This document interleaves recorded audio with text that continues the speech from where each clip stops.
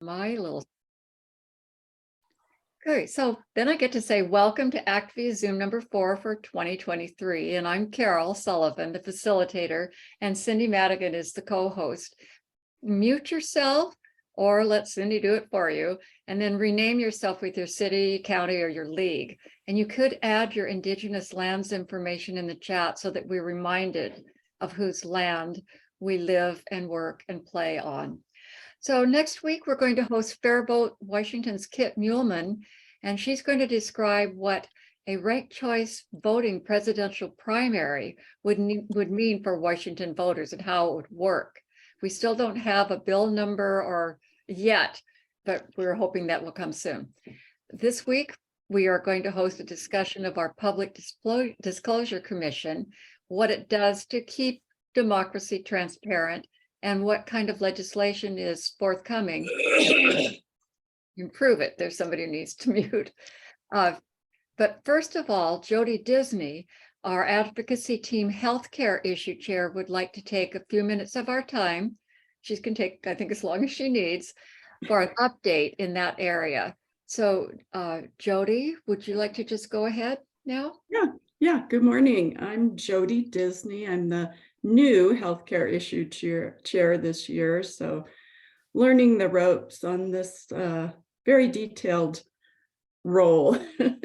But anyway, I just wanted to talk a little bit about our reproductive health bills this week that are going to be heard in several different committees on Tuesday post Roe v. Wade and the historical 50-year, or what it would have been the 50-year anniversary.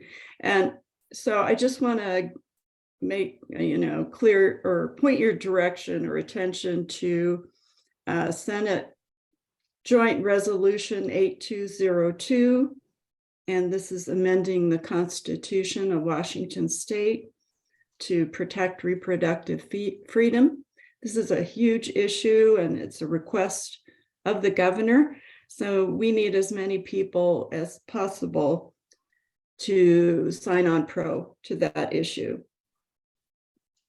The next is 5242, that Senate bill, which is the cost sharing for abortion services and eliminating co-pays, co-deductibles, and all the other issues, financial issues related to abortion services.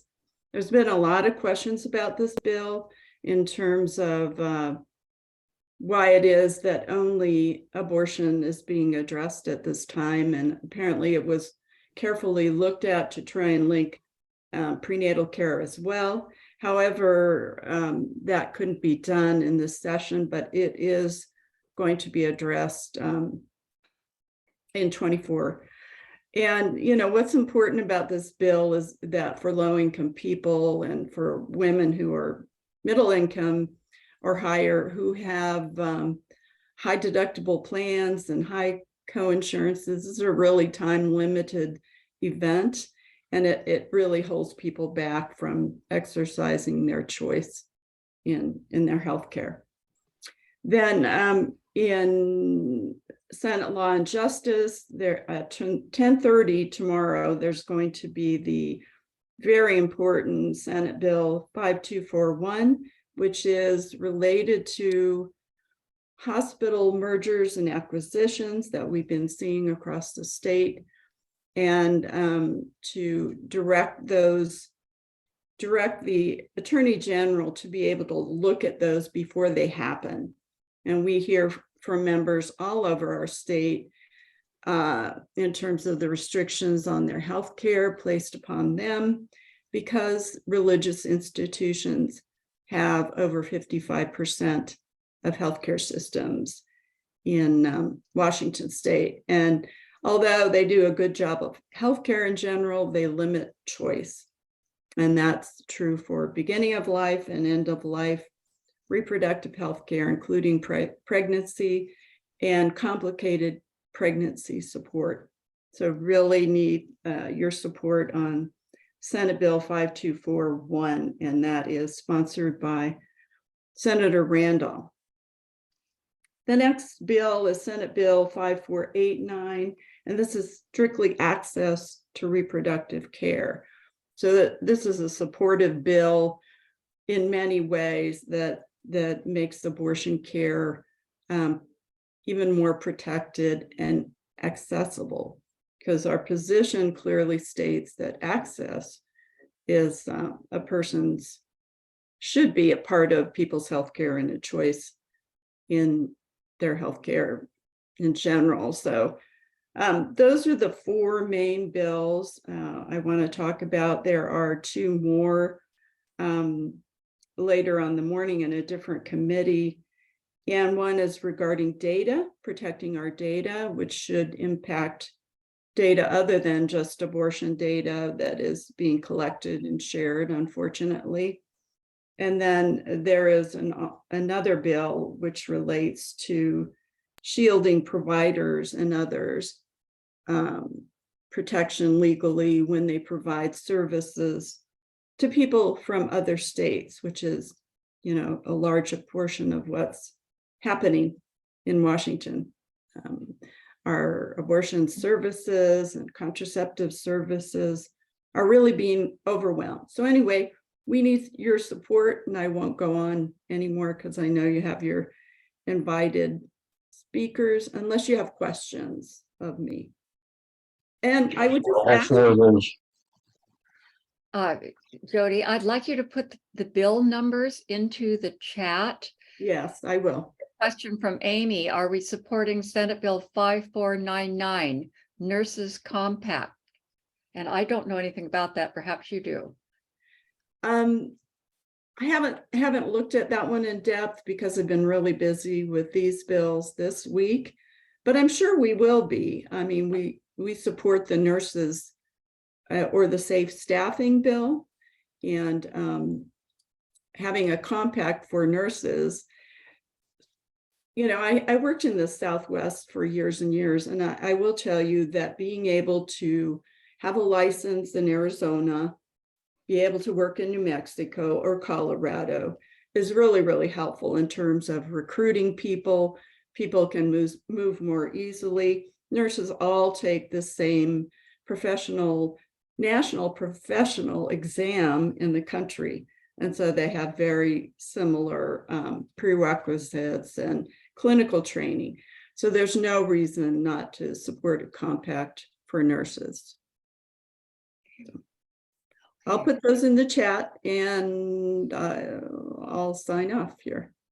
Great. Thanks so much, Jody. She got short-changed a couple of weeks ago when we did that speed dating with the advocacy team. So it was nice of her to come back and share with us her issues and shares. Oh, good grief. I'll stop right there. So right now I'm going to introduce Cindy Madigan, our Money and Politics issue chair, and Sean Flynn and Peter Lavallee. I'm not sure I got that right. I hope I did close enough. Okay, because they're going to tell us about the Public Disclosure Commission this morning. I know the most about Cindy. You know her from ACTviaZoom and her work for the past several years with the advocacy team, and her active involvement in the League of Women Voters of Whatcom County. She joined the League in 2017, about the same time I did, actually. She's recently retired from her position as the fiscal director for Northwest Regional Council, which is a local government health and social service agency. And she does so much behind the scenes work for the League. And I literally would not be speaking to you this morning if Cindy had not called me in November of 2021 to invite me to join the advocacy team as an advocate. So there's a direct correlation there. I know about Sean. He's currently serving as the general counsel for the Washington Public Disclosure Commission, and he previously worked as counsel for some part of the Washington State Legislature. Peter Lavallee is executive director for the Washington Public Disclosure Commission. So we've got the experts here. Someone is going to begin with a bit of history about the PDC. Has there always been one? How did it come into being, and why is it necessary? Are we going to start with Peter or Sean? I'd be happy to start, and Sean, you. feel free to jump in, weigh in at any time. Thank you for that introduction, and thank you all for having us here. Somebody asked about the background that Sean and I have. It is our 50th anniversary of the PDC.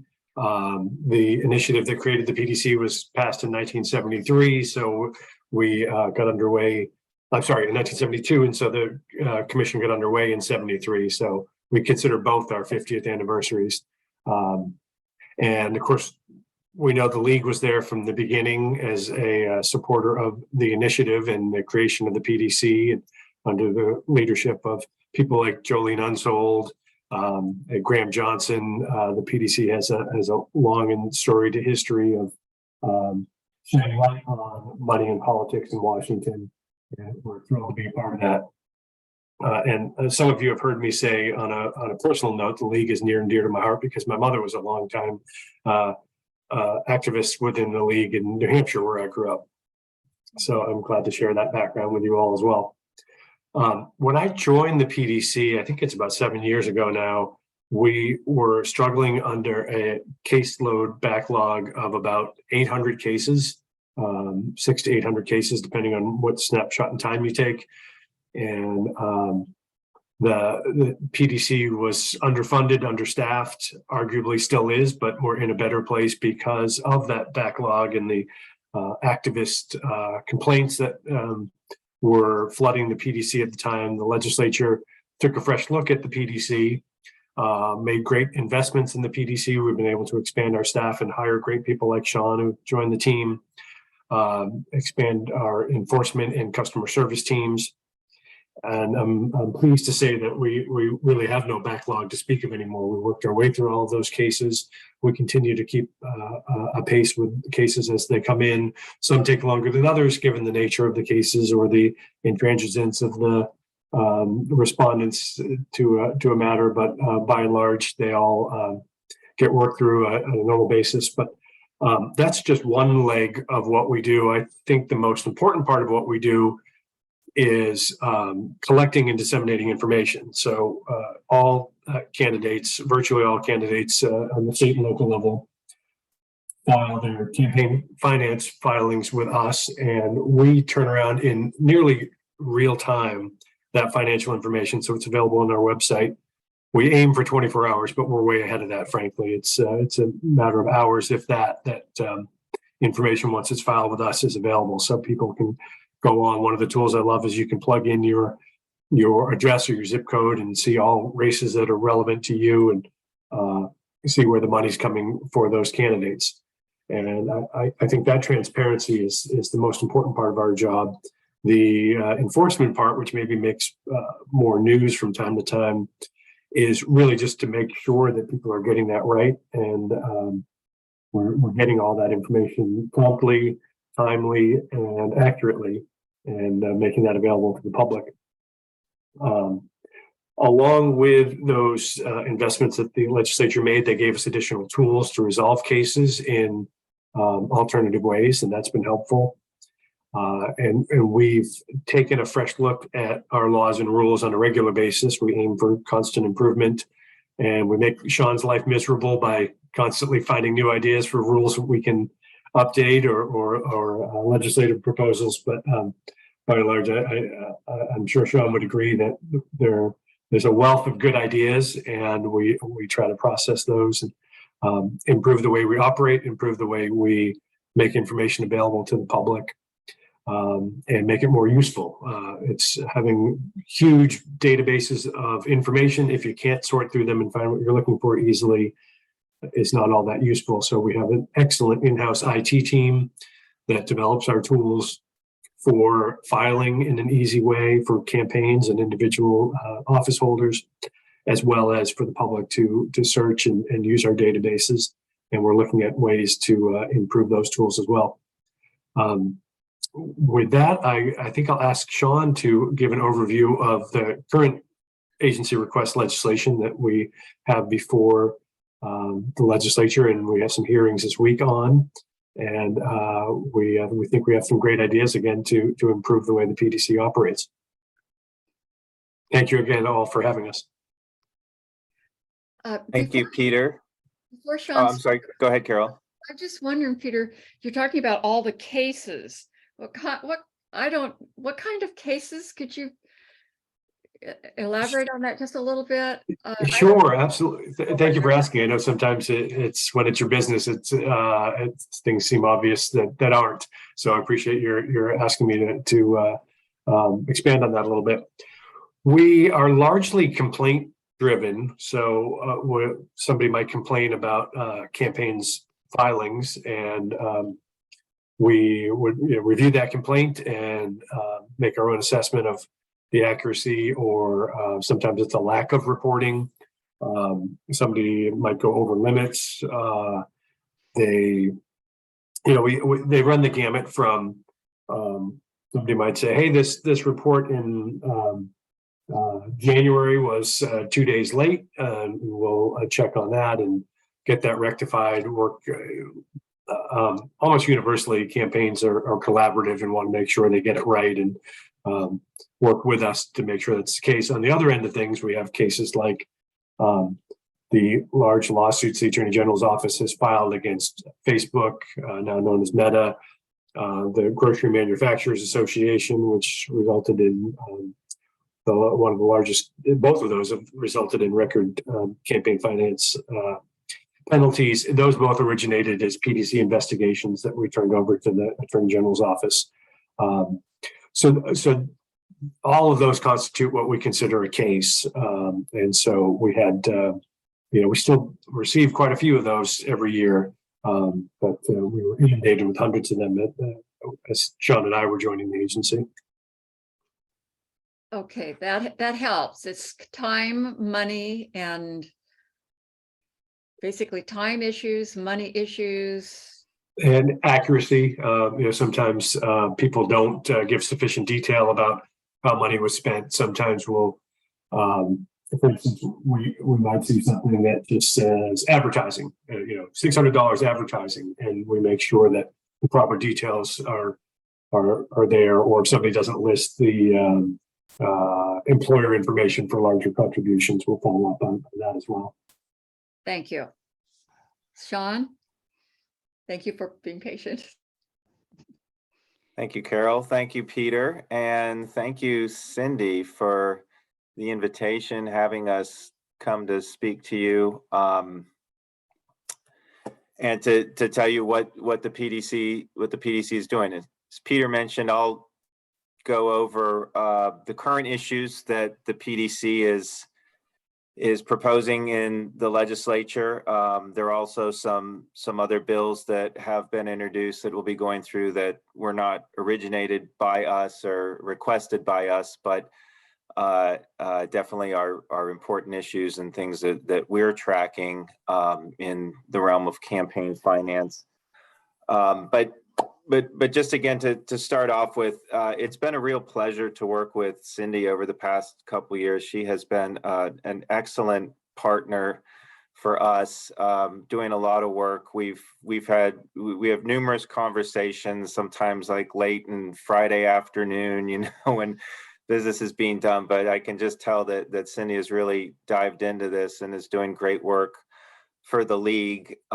It's very important for us to have these kinds of partnerships with people that represent the public and obviously have their own advocacy agenda. But the PDC was really stood up by organizations like the league, as Peter mentioned, and a coalition of groups that got together and just believed that there should be more transparency in government and the influences that are acted upon our officials. And I would encourage you all to go back and read through the intent of the original initiative, which is still codified and published in our law under 42.17a.001. But it's a really good guidepost about why the PDC exists. And I think one thing that's really important, and I want to express this before I get into some of the details and sort of machinations of the technicalities that where the real the real purpose of this lies behind is the name gives it away, the Public Disclosure Commission. And in fact, it might even be called the Public's Disclosure Commission, because this agency was set up by the people to make sure that our elected officials are reporting to the people. And people like Cindy and all of you that are interested in this, we value very much the guidance and perspectives that you have, what's important to the public and to organizations like yours. I know that our commission is always very receptive and very eager to hear from people. So the more that you can stay involved and raise issues and bring concerns and use the PDC and use the data that we provide is really what breathes life into the work that we do. I guess with that said, I'll just jump into the current issues, and please, if you have questions, I don't know that I can see everybody here, but I'll maybe Carol, if you can moderate, but please don't hesitate to interrupt and break for a question as I'm going through. I'll try and scope this in a way that doesn't get too boring too quickly, but the scope of this year's session is that the PDC had a request legislation. Our commission had multiple meetings where we had input from the public. Cindy attended those meetings, and really just trying to get a sense of what was important to people. The agency had recommended certain policy issues for the commission to consider. And what you're seeing now is our summary of what we've presented to the legislature that became our request bill. And generally speaking, the bill looks at several different areas to improve disclosure requirements, transparency. That's really at the heart of what the PDC does, and what our law is intended is to get information to the public. Many of you are probably familiar in recent years with some Supreme Court cases that have restricted government's ability to regulate the amount of money and do more, I guess, prescriptive type measures, like with limiting the amount of money that can be spent in campaigns, and that Citizens United was obviously a watershed case in that area. But as there's some more skepticism or restrictions put on the ability of government to do that type of regulation, then we fall back to disclosure and realize that as long as people are seeing this, then they can make informed decisions about who they want to represent them in electoral politics. So disclosure really is the heartbeat of what we do, and it's very important for us to maintain the level of disclosure that is effective and is important to the people. So the several issues that we have here are issues that have been vetted through the agency and the commission to really promote, where do we see some areas that need updating and improvements on disclosure. And so you'll see the first issue there is our grassroots lobbying law. And that was a part of the original initiative that was passed in 1972. It's an area that regulates and requires reporting of activities where a group will spend money and in a campaign to try and influence legislation by making appeals to the public. And then you all are familiar with those activities, probably within your membership. But when there's a presentation to the public that says you vote for this, vote against this, tell your legislator how you feel, sign this letter and send it to so-and-so. That's what's called grassroots lobbying, as opposed to directly engaging with a decision maker, a legislator in this instance. Grassroots lobbying applies to the state legislature. So there are reporting requirements when the public is being solicited for a lobbying effort. And what we had found, some of this was brought up just in the past few years. There had been some campaigns that had went out and, in the course of saying, vote for this or vote for that, they would make some comments about a legislator here and there. And that generated some interest, not surprisingly, from the people who were targeted in those ads. And they came to the PDC and said, hey, who's paying for these mailers that are going out? And this is in the heat of a legislative session. And it turns out that the way that the law was originally set up is that if you are spending money and presenting one of those mailers to the public, you had 30 days to register with the PDC. And it was brought to our attention as we kind of looked at thinking, well, that really doesn't make sense when we're trying to get meaningful and timely disclosure to the public. If you have 30 days after you send that out to register and report this activity, a lot of times that'll come after the legislative session. And so, so to speak, the damage is done at that point. You're seeing things that have happened well in the past, and at the time when it really matters to people, who is soliciting them. And so we thought that was an important thing, and the commission definitely appreciated, I think, those concerns raised, and thinking, hey, is this really a timely reporting requirement if somebody could do something in the heart of session? And of course, as many of you probably know, towards the end of session, or when things get kind of heated and they're having those late night floor sessions and everything's flying around, that's when a lot of the ultimate decision making occurs. And so consequently, that's when a lot of the grassroots activity is geared towards putting pressure on legislators to make certain decisions at that time. Well, if you wait 30 days after that, it could be well after the dust has settled, the session could be over. And so there's not really meaningful disclosure there. So what we have proposed to the legislature is to really shrink that reporting period. And so that once an issue is presented to the public, through an advertisement, a communication, or otherwise, that has to be reported within 24 hours. And that might seem like a very short window, but of course, if you're preparing the message and you decide when it goes out, you can also have your reporting ready to go at that time too. So it's a trigger that's completely in control of the campaign, not something that can kind of jump out at you because it's on a calendar deadline or something like that.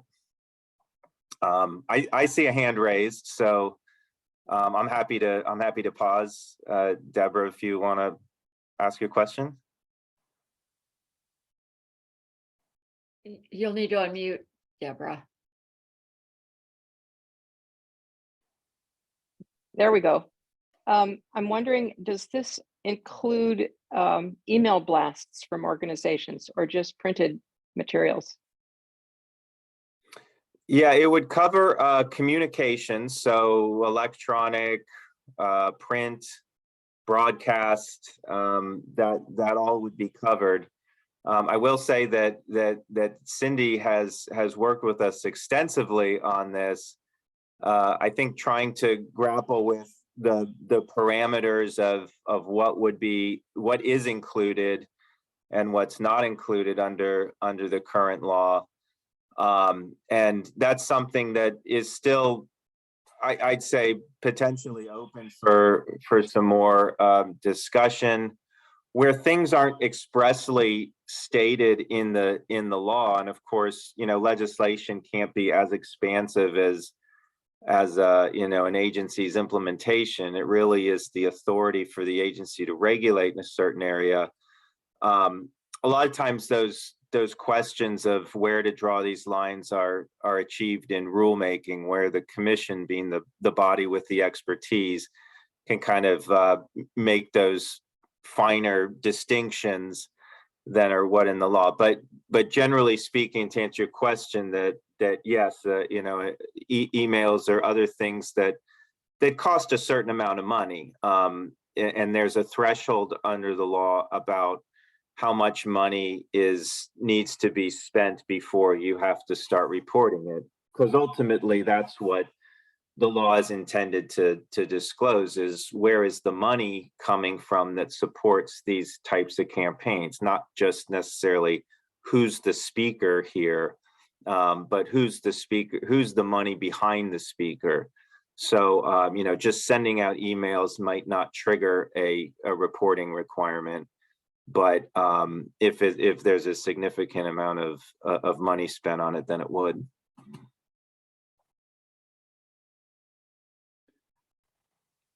I'm happy to pause for another question if I think I see one there. Lennon, you may unmute. Thanks. So I just want to clarify, Sean, this legislation would override the current section on the PDC website around grassroots lobbying under the sponsor requirement disclosure, where it says if an organization sends a notice about pending legislation to its members, that's not reportable as grassroots lobbying. This would supplant that? No, definitely not. Oh, okay. And this great. is an area. I'm sorry. Did I? No, I cut you said off great. there? No, that's okay. I just wanted clarification. Thank you. Yeah, and I'm really glad you asked that question, because where things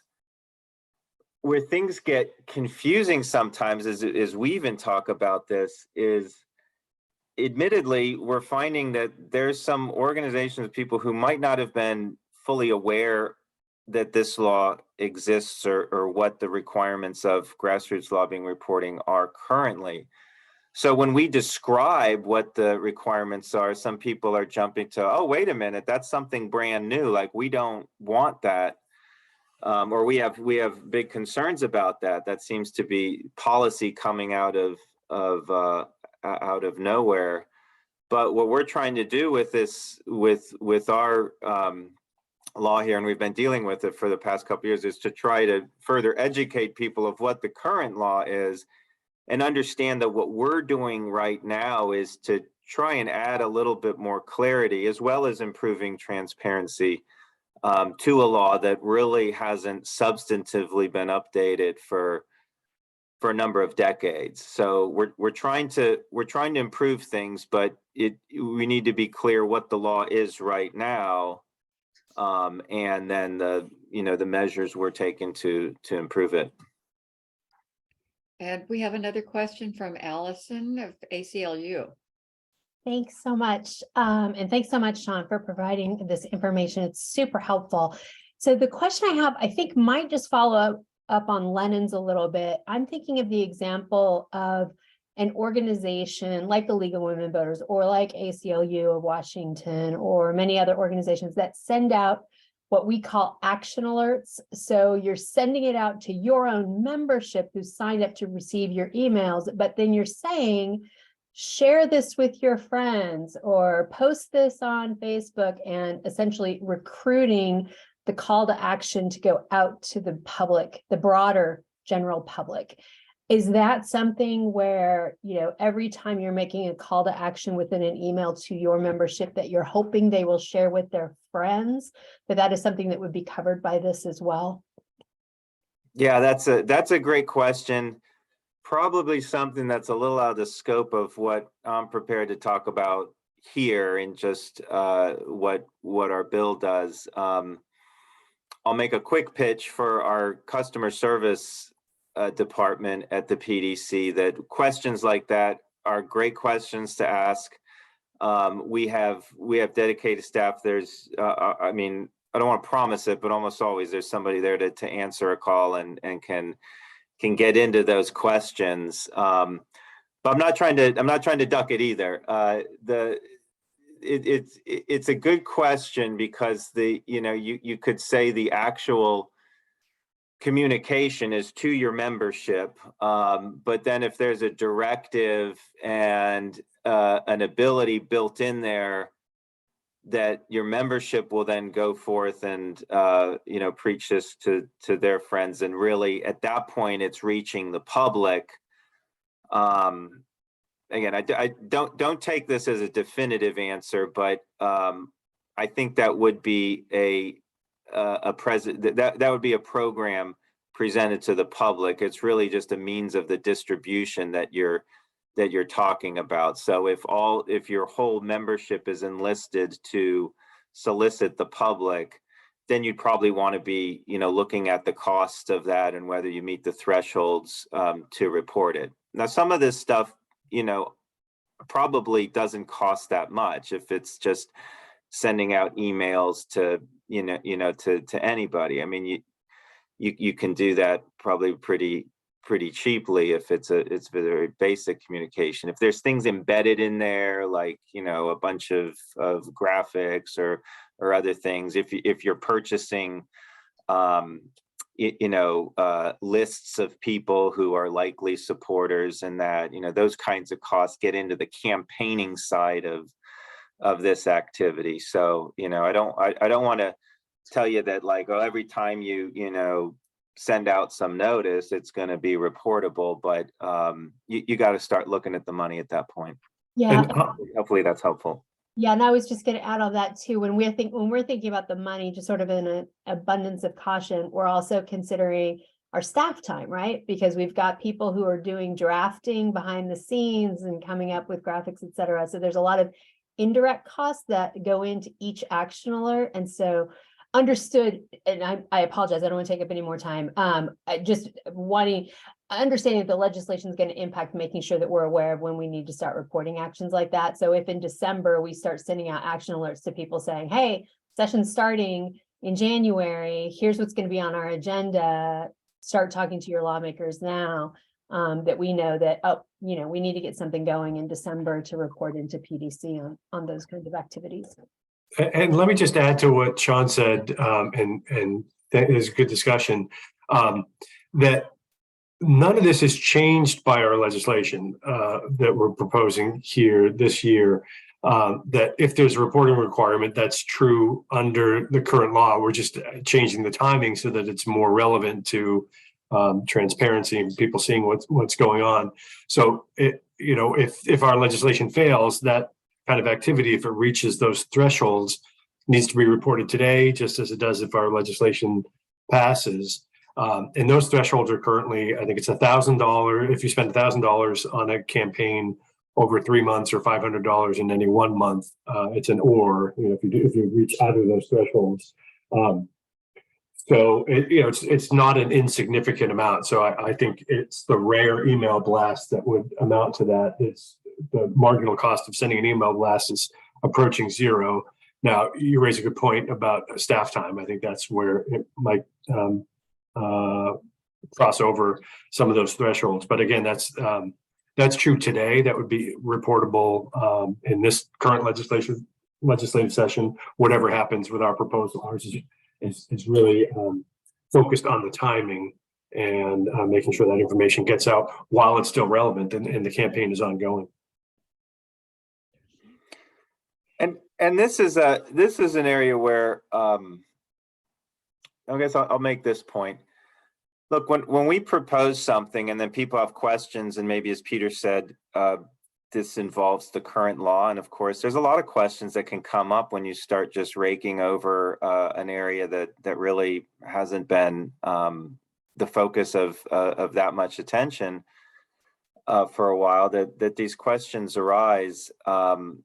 It's really good to get the feedback and also to consider okay, we can't solve all problems and all questions. And Allison, I'm not trying to suggest you were raising this as a question or a problem, but we've heard about that a lot, and a lot of discussions we've had with Cindy over the last few months is well, how much expenditure reporting has to be included here, and staff time being a big one.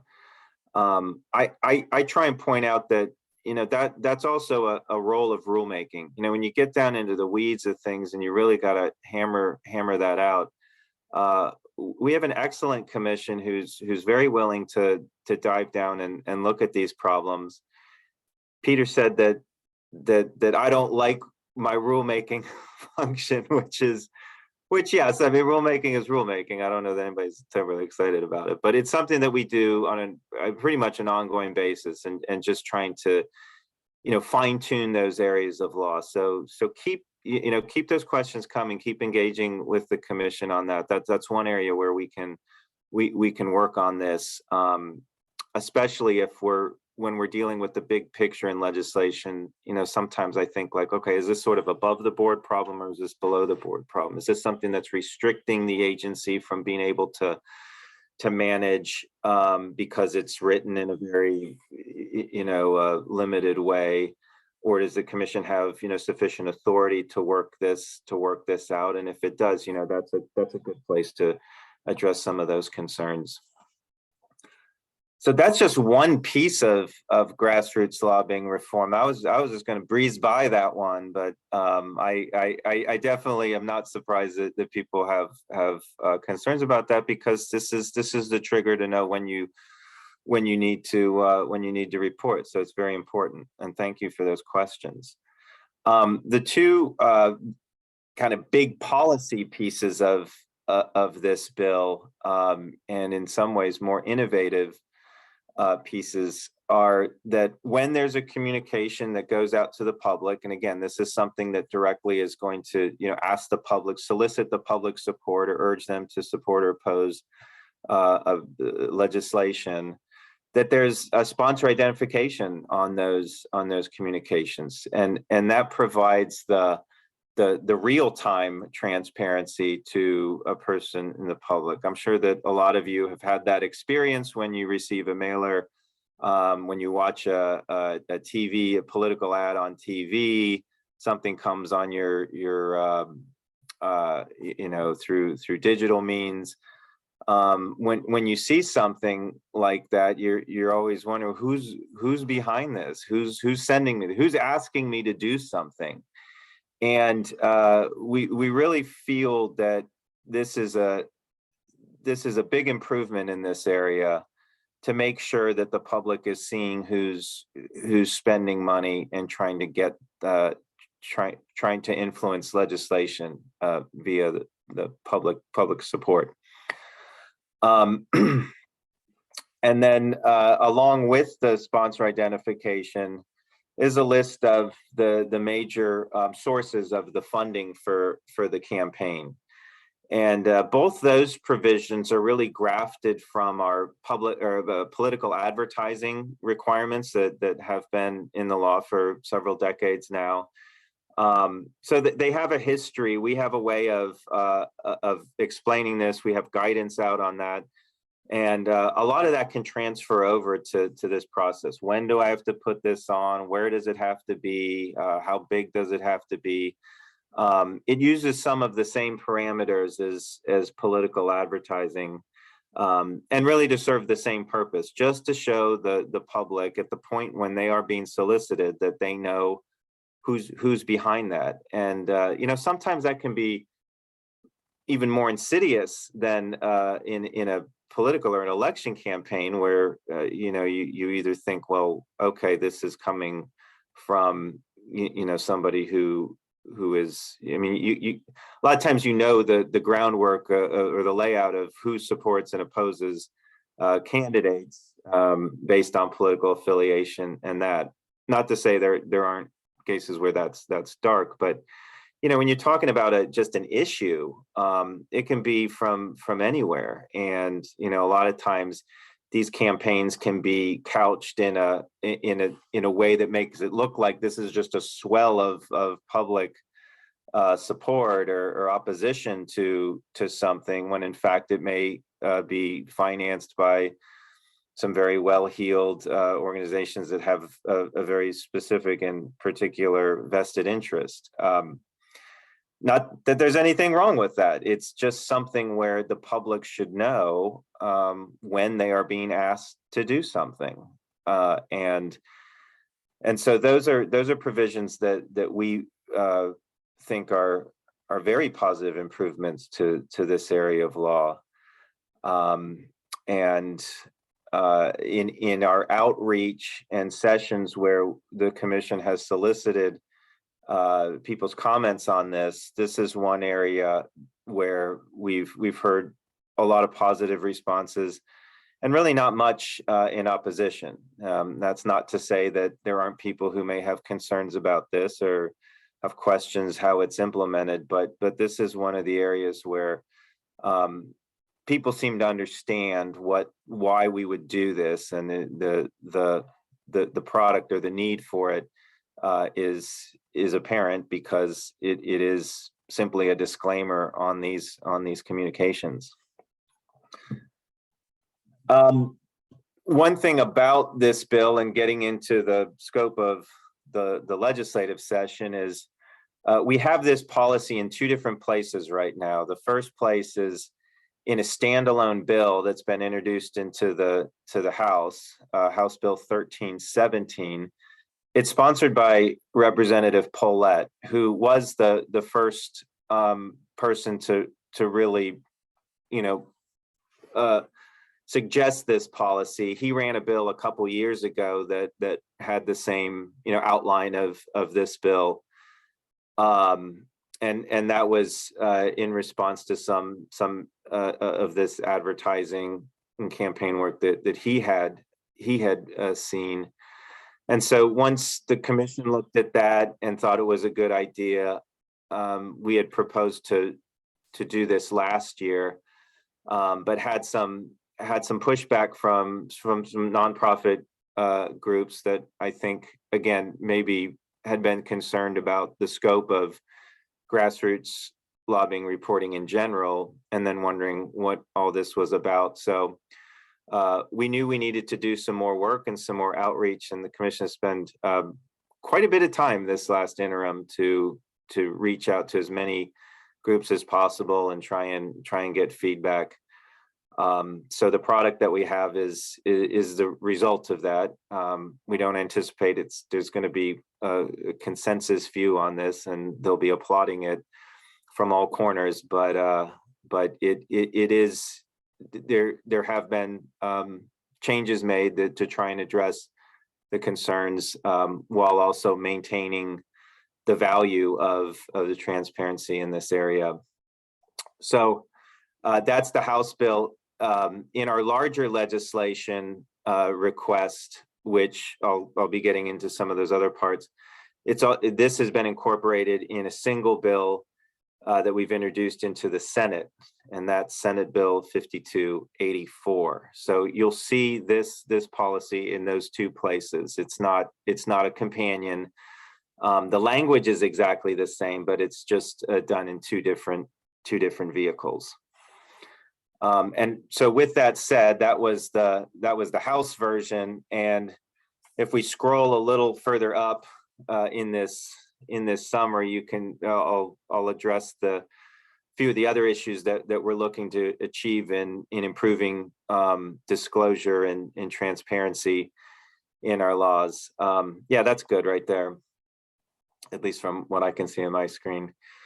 So, in another area, and Peter mentioned the lawsuit that was trial, at least, that was completed against Facebook's parent company, Meta, is part of an ongoing saga we've had with some of these big social media and online platforms about their responsibilities to disclose information when they sell advertising on their sites, and this is a huge issue both in Washington and nationally. It's something that affects the biggest companies in the world: Google, Facebook, Twitter, all these companies that have made vast amounts of money on their abilities and technology regarding advertising. and how that's applied to political advertising.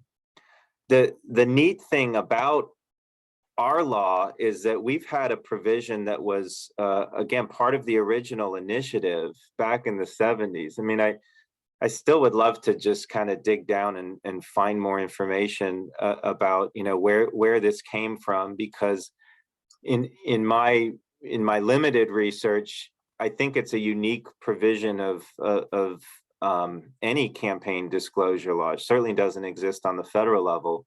And you know, any state that we've engaged with doesn't have anything like this. What it requires is that if you are what we call a commercial advertiser, so basically you're in the business of selling advertising, regardless of what type of media it is, that you have to keep records of the political ads that you sell.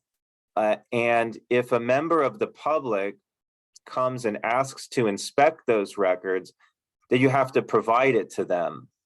And so that applies to print shops, TV stations, newspapers, all these industries that sell advertising have been aware of this law and for the most part have followed it. And as time passed and we've gotten into the digital age, and of course the emergence of digital advertising that has become prominent, you know, over the last, I guess, 5 to 10 years now, there's been a lot of concern raised about how campaigns are concern or interest, let's say. There's been a lot of interest about how campaigns have been advertising, who they're targeting in their campaigns, who's receiving these messages, and where they come from. And there's just been a dearth of regulation in this area. But you know, about 4 or 5 years ago, some people in the media and also just your concerned citizens had looked at our law and said, hey, wait a minute, this applies to digital advertising as much as other media. And so they started asking for this information. And from what we had discovered is these companies didn't really know or hadn't really been paying attention to this law. And so they just kind of, well, they didn't provide the information. I don't want to characterize it at all, but they weren't providing the information. So that generated some complaints to the PDC. Those complaints were prosecuted. There was a referral to the Attorney General's office that entered into a settlement with the two big companies, Facebook and Google, and that resolved the litigation. Essentially, you know, required them to pay a penalty, which they agreed to. And then the company said, well, all right, we are not going to advertise in Washington State anymore. That's prohibited by our own policies. And people would come to the PDC and say, why are you kicking out these, you know, why are they prohibited? We say, we don't, you know, we have nothing to do with that. We just, when they do sell advertising, we want them to follow the law and make sure that they're keeping records of this. So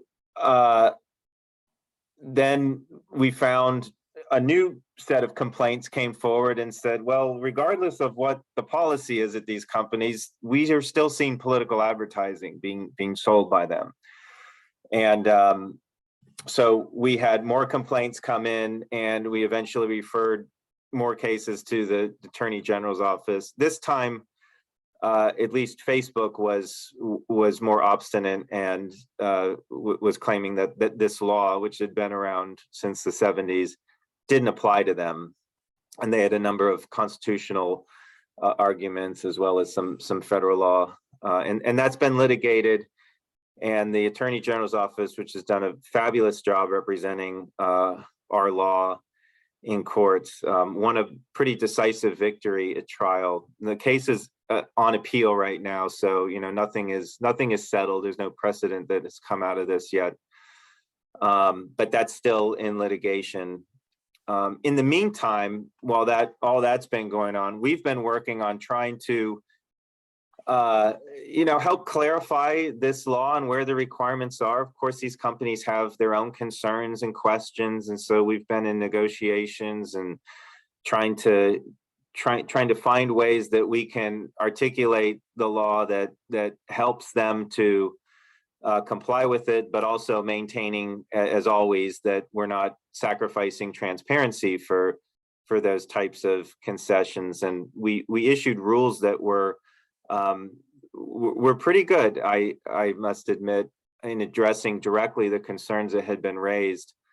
But one thing that doesn't exist in our law right now is there's a responsibility on these commercial advertisers. Like if somebody comes and buys a political ad, says, put this on your site, use these targeting parameters, or this is who I want to reach, however it's purchased.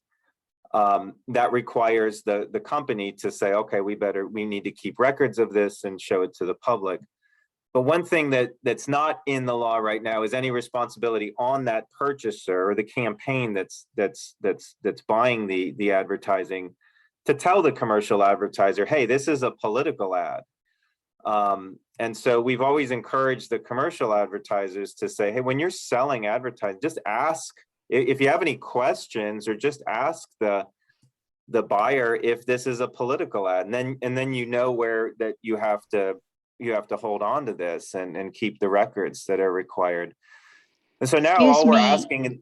I was going to say, excuse me, Sean, we just have 5 minutes left, so I wanted to make sure that if you, okay. the meeting ends at 11. Okay. So I just wanted to make sure that I think people can see these. If anybody has any questions, there was a question in the chat.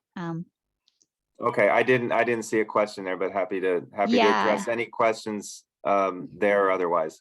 And maybe quickly, Cindy, if we could ask you to display that other picture that we sent to you. Yes. I know we're really short on time, but I think very quickly, Sean and I could walk you through that, which is another important part of what you see here is adjust campaign reporting schedules. I think the visual will really help explain that. But I think Lennon had a question that was essentially, how do you know if something is treasury funds, or do people just say, hey, those are treasury funds, don't worry about it? Fair question. I think you can ask the grocery manufacturers what they think of that, because that's exactly, it's related to what they did, where they did a special solicitation and said, hey, Coke and Pepsi and Nestle, give us all money so that we can oppose this genetically modified organisms bill in Washington, or initiative in Washington. And so they set up a separate fund to do that was not their treasury funds, and they got in pretty deep water for having done that. And so some of it, just like with all of our reporting, we got to take people at their word. If I say, boy, Sean's great, he'd make a great governor, I'm giving $2,000 to his campaign, and I walk up and down my street and give all my neighbors $2,000 and say, please give this $2,000 to Sean in your name, somebody has to come forward, or we have to have some allegation to investigate to even know that's going on. So there's a little bit of trust but verify in how we would determine that. But I'll pause there, and Sean, if you want to just quickly. I'll try and run through this quickly. The graph looks more intimidating than it is, and I won't go through all the requirements, but basically where you see that big spike in spending is when campaigns are spending in the election. So if you look from the time, the first gray line is primary, the second gray line is general. Those are the two elections that are bookmarked. And so you see a bunch of spending that goes on roughly a month or 5 weeks out of the election. And of course, with a vote by mail system, the voting begins, as that purple line shows, at least 18 days before the election. That doesn't even account for the military and overseas voting, which ballots go out 45 days, I believe 45 days before the election. So all that spending is occurring, and then you smack up against the first time that a campaign has to report on all its activities that it's been doing comes 21 days before the election. So essentially 3 days before voting starts is when all of that money is first reported. And you can see, this is a great graph that Peter had prepared. You can see at the bottom there, the 42 days is the period that we're defining as a dark period where there is no reporting before that 21-day report. And a majority of campaign spending happens in that period. In 2020, it was over $50 million. And so we're asking in our bill to have an additional reporting date, 7 or 14 days before the 21-day report that really cuts into when and where this money is being spent. I think it's a critical way of getting information to the public rather than just dumping everything on them right, as the ballots are being out. There's just no time for the media, journalists, any member of the public to really go through and figure out where $50 million is being spent. We've got a lot of positive support from this. We've also had some pushback from campaigns and treasurers who are wary of another additional report. But we're not asking for more information. We're just asking for more timely disclosure of that information. And in the bill, we've also made some adjustments to how things are reported to alleviate some of the burden on treasurers, like giving them 48 hours to prepare a report rather than 24.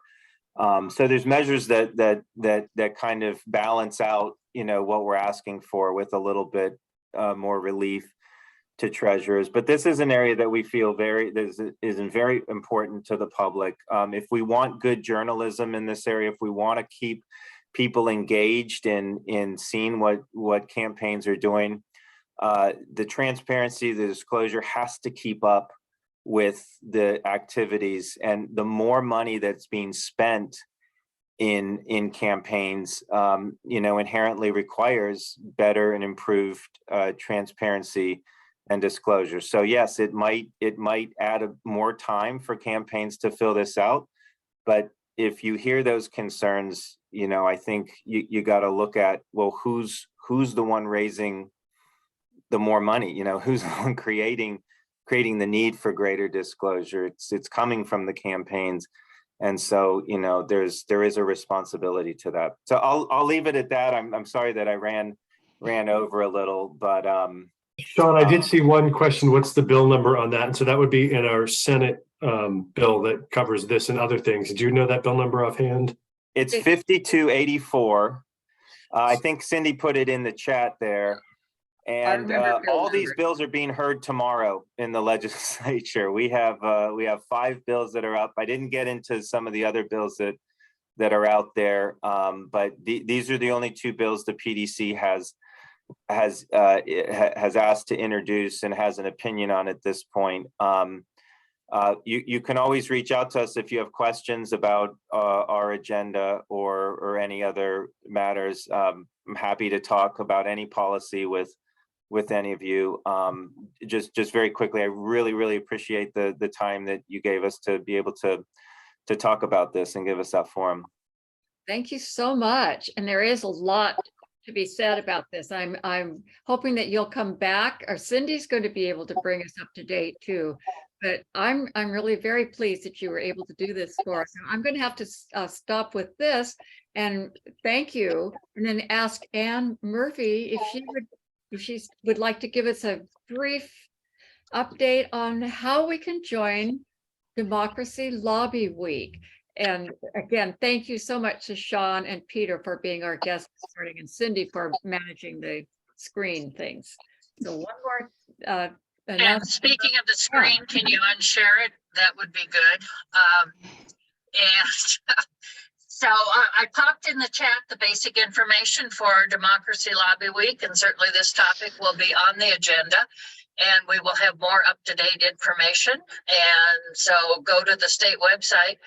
right there on the homepage is the schedule and information on how to register. So we hope to see you all there. Anything else? If anyone has any questions, you can shoot them back to Carol, and she's been on this planning committee too, so. More or less. I was just, I registered and then I thought, what do I do next? And What do you do next? Well, hopefully you'll hear from the meeting coordinator for your legislative district.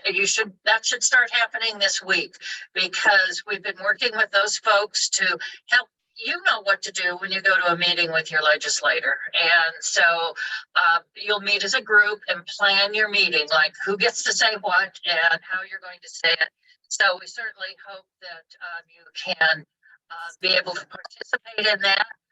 If you can't make that meeting, don't worry. You can, the meeting with your team, you can go to the meeting with the legislator as an observer, because people at the planning meeting will figure out who's doing what. So, but there will be a session Monday night, an overview session of the various priority bills that we'll be addressing.